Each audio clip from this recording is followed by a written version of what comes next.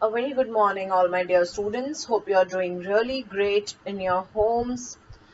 Today, we are going to start with the sixth chapter of this unit, which is rural development. The unit which we are currently doing is current challenges facing Indian economy. And one of the first challenges which we discussed in this unit was chapter 4, poverty. The second challenge that we've discussed was human capital formation. This is also one of the biggest challenges before India, developing its educational sector, health sector, skills and expertise among the population of India. Coming to the third challenge faced by India is rural development. Why do we actually have a chapter on rural development? Why to focus on rural development? Why is it important anyhow? See, to start with, the Indian economy is actually a rural economy. And what do we mean by saying a rural economy? Because majority of Indians still live in rural areas. And that majority is nothing but 70%, as high as 70% of Indians still live in rural areas of the country. So it is only 30% of India which is urbanized.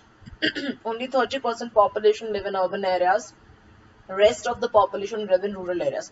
So real India can only progress if rural India can progress. So we cannot just ignore, we cannot think of developing our country if we ignore the rural sector of our country, because that's where most of the Indians live. That's where majority of Indians live.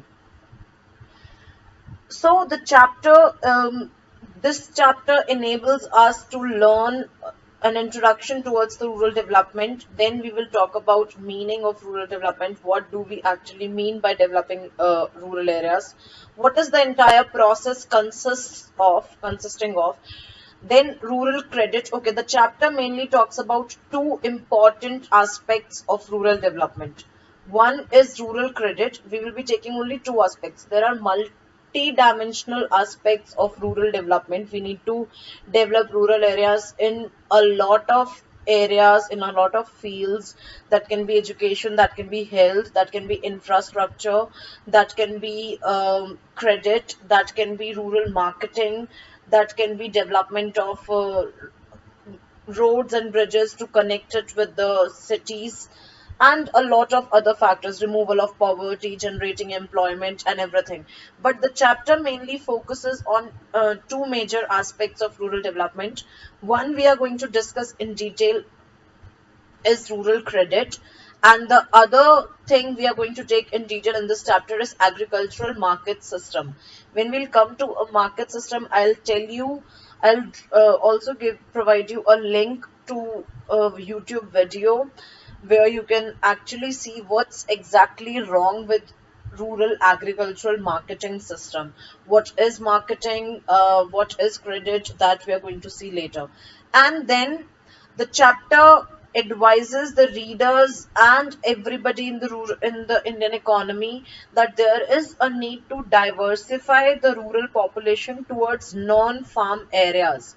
As we already have a crowd in the farming, there are more than required people working in the farming areas. So it is important that we really need to diversify our agricultural activities. And how can we diversify those activities? By diverting our population from farms and fields towards non-farm areas. So the chapter also discusses some of the options which are available before rural people to get employed. Instead of farming, what all other options they have? That can be dairy farming, that can be four major such employment opportunities which are discussed in the chapter are dairy farming, horticulture, one is fisheries, and there is one more. Then the chapter actually concludes with the sustainable development and organic farming. What is the meaning of organic farming? What are the merits, demerits of this? What is exactly organic farming, and what is the future prospect of organic farming? What is the scope of it in the coming years? And finally, we analyze the entire chapter, we analyze the entire development of rural areas in India by evaluating it and what are the other scope, left behind, or which we have not made use of. What is the potential in rural areas? So that's the entire highlight of the chapter. These are all the learning objectives which we are going to take in the chapter. Coming to a little introduction, I told you that majority of India's population live in rural areas, which is actually 70%. So, and around 22% of our population still lives below poverty line. That is something we read in chapter 4, poverty. Agriculture with maximum share of rural economy has grown, I'm sorry, at a meager rate of 2.7% in the last 50 years. During 2007 to 12, agriculture output has grown at 3.2%. See, the problem with India's primary sector or and basically agricultural activity is its overpopulated working force. The sector already is facing disguised unemployment, and people do not get any alternative source of employment in the rural areas. So what they all do is they get engaged in the little land and farm they have inherited from their ancestors, which is not going to take care of the entire family. They cannot derive that much income from their land, which can support the living of all the family members.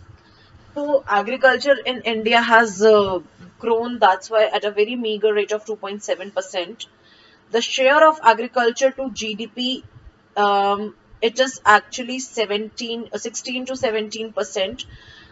In GDP, this sector only contributes 17%, and almost half of the working population, 17% contribution to GDP. So, in the entire income of India, the income contribution by agricultural sector is just 17%. It is mostly the service sector which contributes the highest. It is around I think 51% is the contribution by service sector towards GDP right now, as per the last data available. And there has been an increase in the share of industrial and service sector. So this is 15, and then this would be around 36 or whatever is left. 26 or 36. However, the population dependent on agricultural sector, and that is still actually 51, around 49% and something. So in terms of population, working population dependent on agriculture, that's 49%. In terms of contribution to GDP, that's 17%. So just imagine you know, the misery of the situation through this sentence only. Around half of the India's working population, which is the second largest populated country in the world, half of the India's second working population is engaged in agricultural sector, but not even one third of the contribution towards GDP is coming out from agricultural sector. One third is way far. It is not even one fifth actually of the entire contribution towards GDP. It is hardly 16 to 17% contribution by agricultural sector to GDP. That shows that more than required population is engaged, is dependent on agricultural sector. All the countries when they develop, they all show a shift in terms of population. Initially in all the countries, when the countries begin to develop, majority of their population is dependent on agricultural sector. Then industries come up and people move to industries, they get absorbed in industries and all. Then more and more services are demanded. Services like tourism happens, information technology, people start eating out more often, and a lot of other services as well. We are using technology, insurance services, banking services, defense services, all these services then happen. And then a lot of the population also move towards service sector, and then service sector takes the lead. In India, there has been a shift in terms of contribution to GDP. Earlier it was it was in the primary, like when we talk about from the Britishers, from the colonial era in India, then it was the agriculture sector which was contributing maximum. It was only in around, I think, is it 73 or 91? I don't remember exactly. Then service sector took the lead. Industrial sector never took the lead in India in terms of maximum contribution to GDP. From primary, straight away the shift was from primary towards tertiary, but in terms of population the shift has not taken place yet, even after more than 70 years of independence. Even in the Britishers time, the maximum number of population dependent on agriculture was dependent on agriculture. That time it was around 70%. And even now, after all these years, the maximum population dependent on any sector is agriculture.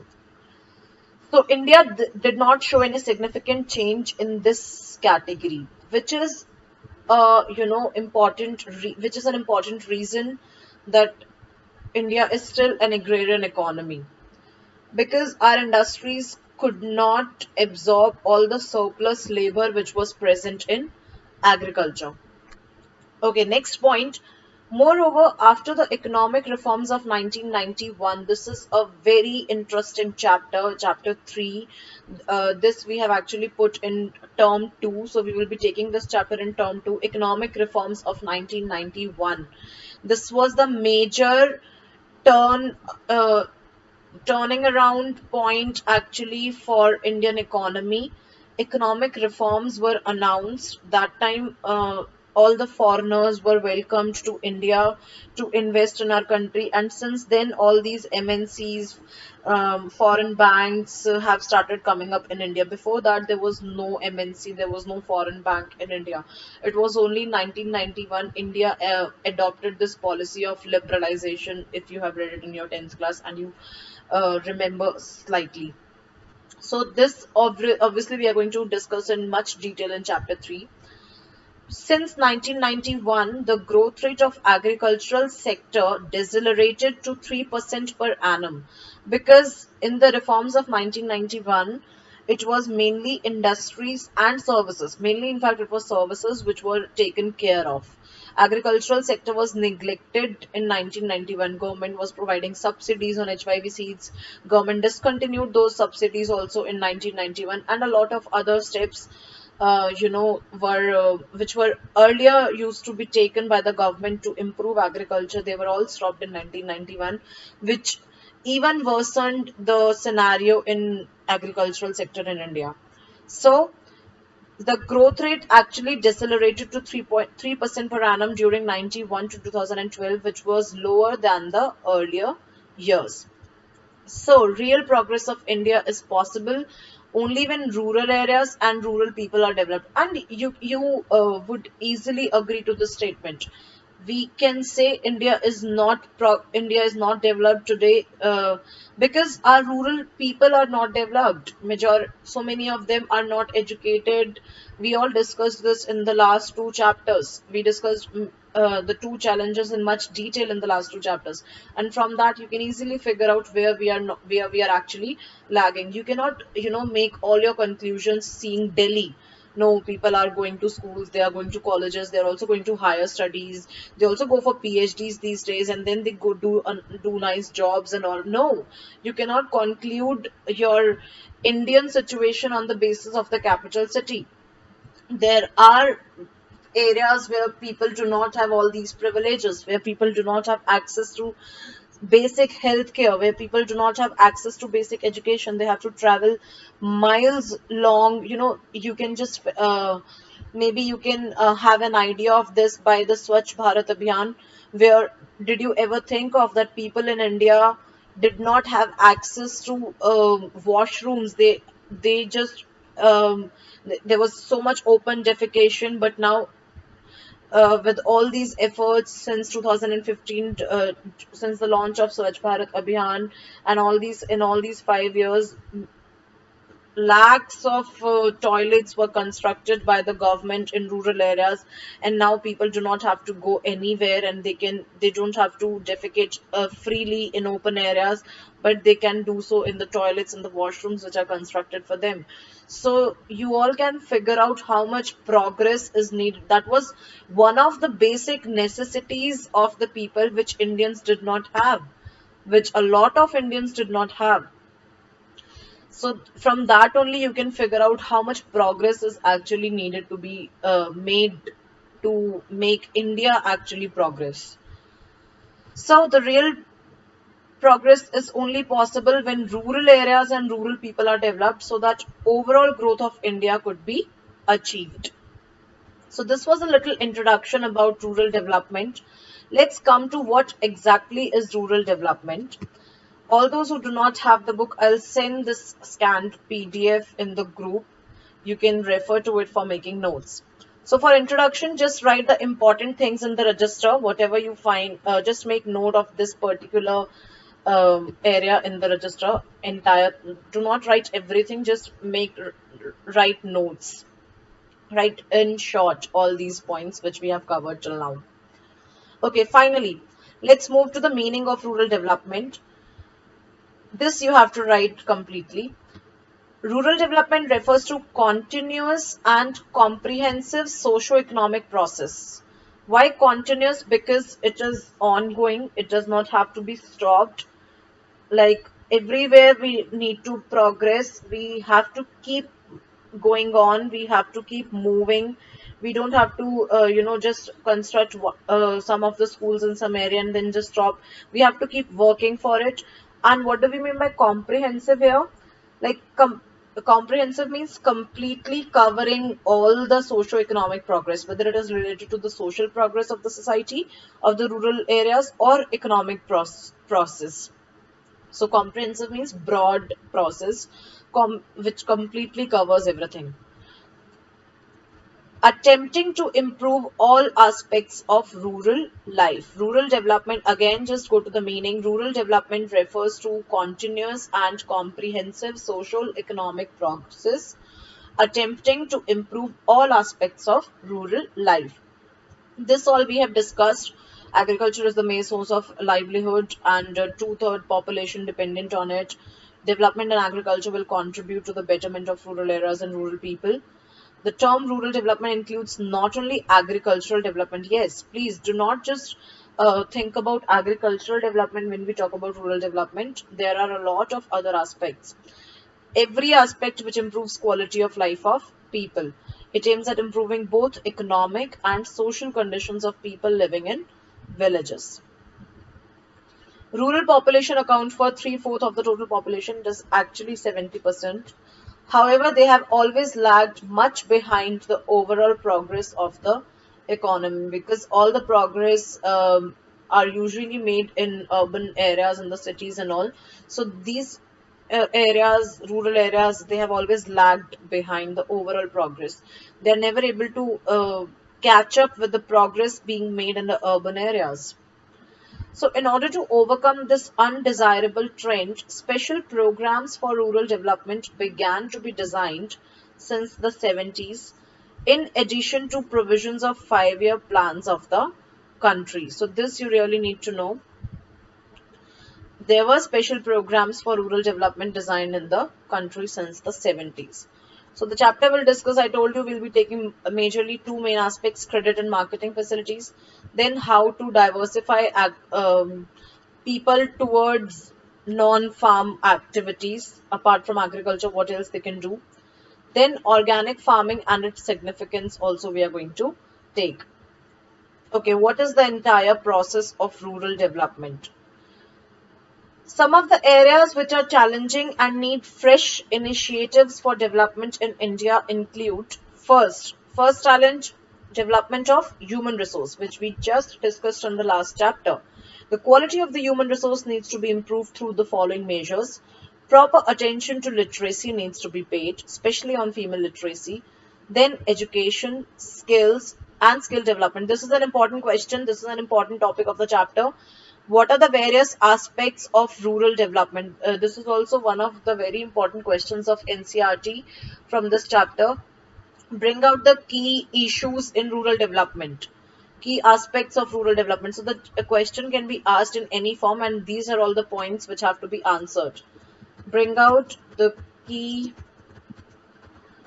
aspects, or you can write issues in the area of rural development.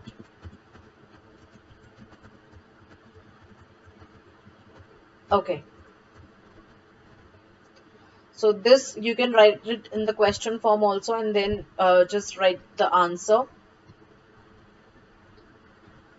First is development of human resource. We really need to develop the human resource first. Any progress actually starts with first developing the human beings of that place. Then only we can, think about other areas, other aspects. So, what does it include? Proper attention to literacy, education, and skill development, and better health facilities for the physical growth. Second major aspect of rural development includes development of infrastructure. It in what all infrastructure needs to be developed in rural areas, improvement in electricity, irrigation facilities, credit. There was Vidyut Yojana launched by the government under this NDA government only, and under Prime Minister Modi's government, and they have been aiming to provide electricity all over India in all the rural areas. Just imagine, we still have villages in our country where people do not have access to electricity. They are still only dependent on sunlight. That's it. No other mode of electricity they have, or they would burn wood, biomass, and wood and all to just generate some light.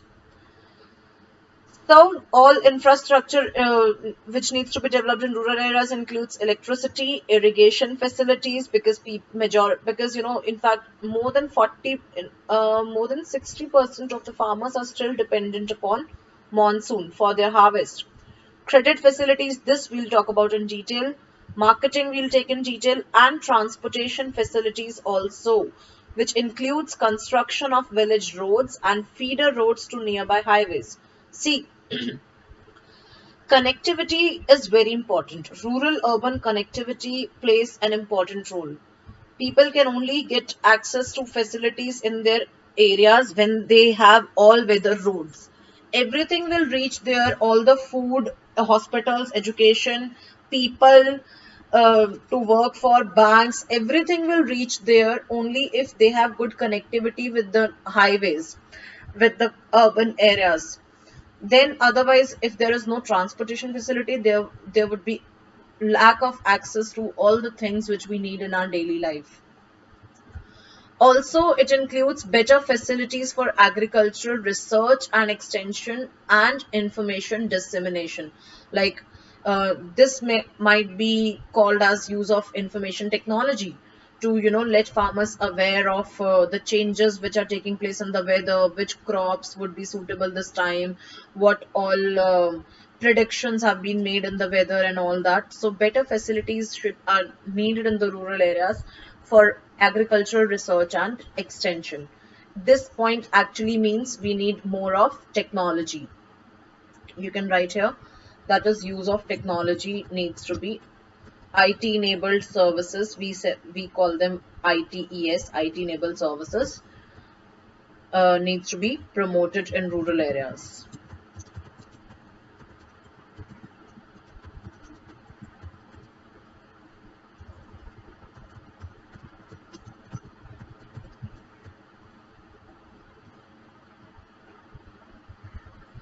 Okay, the third aspect for developing in the process of rural development is land reforms. Okay, again, land reforms we are going to talk about in much detail in chapter 1 and 2. Let's see here what it means. What changes do we need in the policies which have been made in the country in terms of land use? So first, it includes the following objectives: elimination of exploitation in land relations, Like there should not be any exploitation in land relations, which brothers, they divide land in term among each other and all that. There should not be any exploitation in that thing.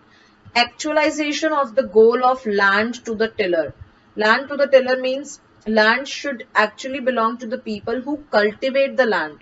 During the Britishers era, land belonged to the zamindars. The tillers were, tiller means who tills the land, who cultivates the land. So the tillers were only given some harvest, some output which was generated out of that land.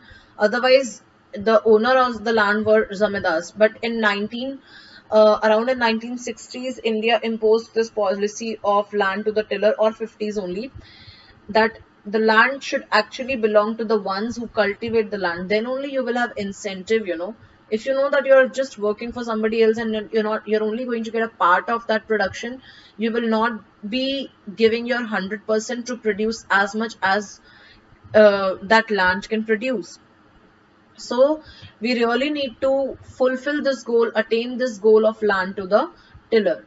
Next, improvement of socio-economic conditions of rural poor by widening their land base and increasing agricultural productivity and production is also one of the aspects. Next, what is the fourth process of development in rural areas? Alleviation of poverty, which we talked about in chapter 4. There is a serious need for taking various steps for alleviation of poverty and bringing significant improvement in living conditions of weaker sections. Last is development of the productive resources of each locality to enhance opportunities of employment, particularly other than farming. So, what are the resources available? What all resources available in every locality, they should be made use of. We should develop those resources to enhance the opportunities of employment, which means people should have more opportunities, people should have more options to choose their work after their education and all. So for that purpose, we really need to develop the productive resources of each locality, so that we will have more alternatives to choose from. So this all includes the process of rural development. This is a very important part. Development of human resources through proper attention to education and health, infrastructure, that is improvement in electricity, irrigation, marketing, roads, everything, land reforms, that is providing lands to the tiller, alleviation of poverty, taking steps to improve the living conditions of weaker sections, and development of productive resources of each locality. So this is the entire process of rural development. I hope the meaning and the entire process is clear to you, what all rural development actually means. In the next class, we are going to start with rural credit. What is rural credit? Why do we really need to, focus on rural credit? What is the importance of rural credit? Why do people in rural areas need credit? What is what it is that there is so much need of credit in rural areas? All these questions we are going to talk about in the next class. The different sources of rural credit, it can be formal source, it can be informal source. Like if you're taking it, if you're taking the credit means loan here, if you're taking the loan from the bank, or maybe some other organization, then it is a formal credit. But if you're taking loan from your relatives or from the person who sells you the raw material, or maybe your friend or any money lender in the village, then it is an informal source of rural credit. So I think this much. Let me just see. We are only going to see the names of all these sources of rural credit. We are not going to talk about in the detail. There is no need to explain all these things. So yeah, um,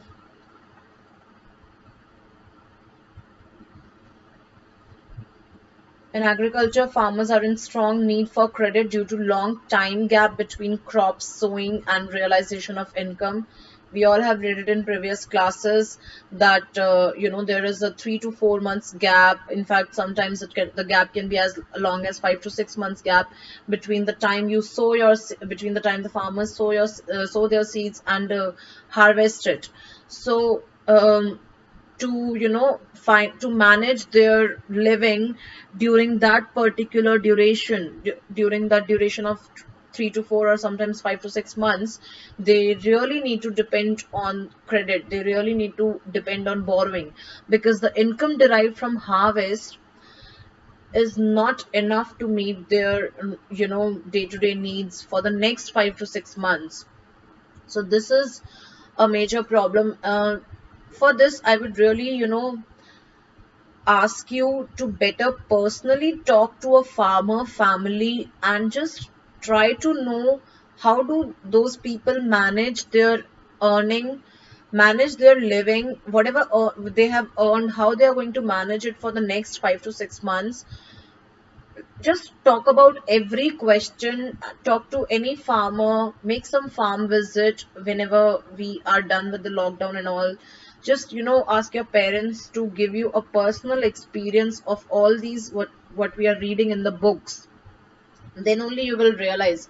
I have met a lot of farmers family in Jammu when I was living there, and now I have even better idea of how they are able to manage their family when there is no harvest.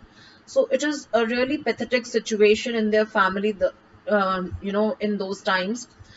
We are going to talk about the topic in the next class in detail. Till then, just go through whatever we have done till now. Please, I really hope you have learned all the 3 chapters, or obviously you're going to learn the third chapter, but the first 2 chapters, money and banking and poverty, which we covered, please learn them. I'm trying to figure out some of the ways by which we can have a short test on any of the chapters which we have covered. I'll let you know very soon. Till then, take care. God bless you all. Thank you so much. Do everything which is required from your end. God bless you.